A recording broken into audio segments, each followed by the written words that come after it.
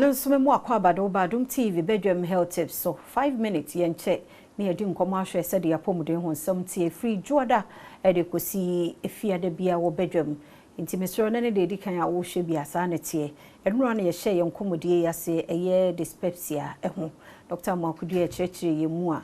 se free wo soro no eba bia wo tie atenka wo yemu no ya yesi eye ulcer so doga me hu se nyini nyina na beba mo ye nhwehwemu ana eye ulcer ebu ho ana eye dyspepsia ya ye ka ho asem nti enenso ye to aye nkomo no so aseda ye endpoint Homeopathic clinic one madaro mo so ya sinema ye ba UGMC ye ne Dr. Penny AD enkomo nti ya rebia infections no ne ade Mr. Otrimi kan for endpoint 0244867068 medidi afia amankwa tamaklo dog yemu akwa benenso ye da se papa eno obo ni nyina atofa e de maye e de na e cause sa dyspepsia enti se hwe dyspepsia no a de etade ba eye yade a efri yeyem ana se yenso no ketu anum enti so hwe yade a efri yeyem a omo ulcer peptic ulcer disease no ombetimi anya sa dyspepsia ya kan ho asem ana ebusu ho a enye ulcer batase wahwe ho na oyam no atwitwiri like wohwe ho na ho atwitwiri no ya endoscopy no ayehu se bibisa ewo honom eno ya fre no gastritis ana so obi ho a ne nso no ketu anum ebi a ho so ulcer betimi a wo ho ana se ono se ana ya fre no duodenitis asa ne nso no ketu anum ho so atwitwi kakra but ebiso wo honom a wo mo saa nsunsuanso yi nanso woyɛ nhwehwɛmu a unse wo mo yam ho no bibia ni ho wo mo nso no ketu anum ho so bibia ni ho ɛno no ye fre no functional dyspepsia enti wo munya nsunsuan so obi a wo ulcer ananso obi a wo gastritis ana duodenitis ba wo yɛ nhwehwɛmu a de mabobo nyina akrokura eni ne yam anase ne nsono enketu anu ana enam se ye brebo no ewo ho no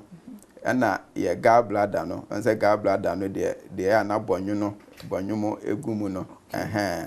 ana ye pancreas no so ewo ho ninti no se wunya yade efri pancreas no mu a enu so betumi amu anya sa symptoms no yade efri blabo mu betumi amu anya sa symptoms no ana so wo stones ewo gallbladder no ma enu so betumi anya sa symptoms no na de ba kwa ma rafi ene se so wo kokuram yade a ewo ye yamu a enu so betumi amu anya sa symptoms ye fra no dyspepsia nti na enu sa no be de wo hu enti ye wo de emane de ba ba de betimi amehunu se eye wei na wo wei na wo wei na wo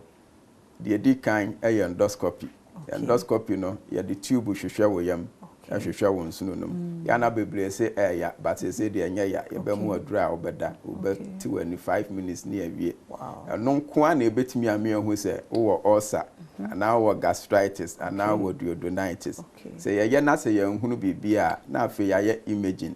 ebi a ultrasound scan na no se ye de ahwe brebo no na ye de ahwe pancreas no na ye de ahwe gallbladder no se ya de bi wo mu a eno so ema wonya saa ensunsanso no enti saa ne ema we no beptimi amehu se eye wei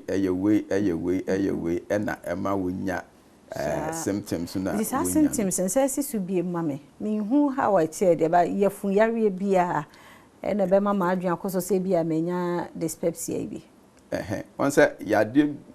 symptoms bia obenya bia ma o feel say asa wanya ulcer no ye friend dyspepsia and I said the amount for friend no indigestion anti dyspepsia no eno an is a friend no indigestion no ti eno sa no obo be hyehyɛ wana ye beto eno so me say ye beto eno so wɔkyena na me yadoma Dr. Amakudua na ye de no di enkomo na wɔtwe mu nyina dyspepsia eho enkomo nti o say eno anso betumi afɛ no indigestion se bia odidi as aduan ni gyina obo ye beto so wɔkyena nyankopɔn yadoma faseda no ma endpoint Homeopathic clinic yare nko ade a bestro ya yonko ho enne meme osimo mra me check mo prostate no entwema cancer emfa no hunyimansa ti ko ne ko check scan ne de free lab do bitua kakra and as infections be na treat e ko na ba nso a e ho nyina ko ho nso obehwe. The number is 0244867068. We did a fear amankwa tamaklo tena kwa hoden ho a e be se hia.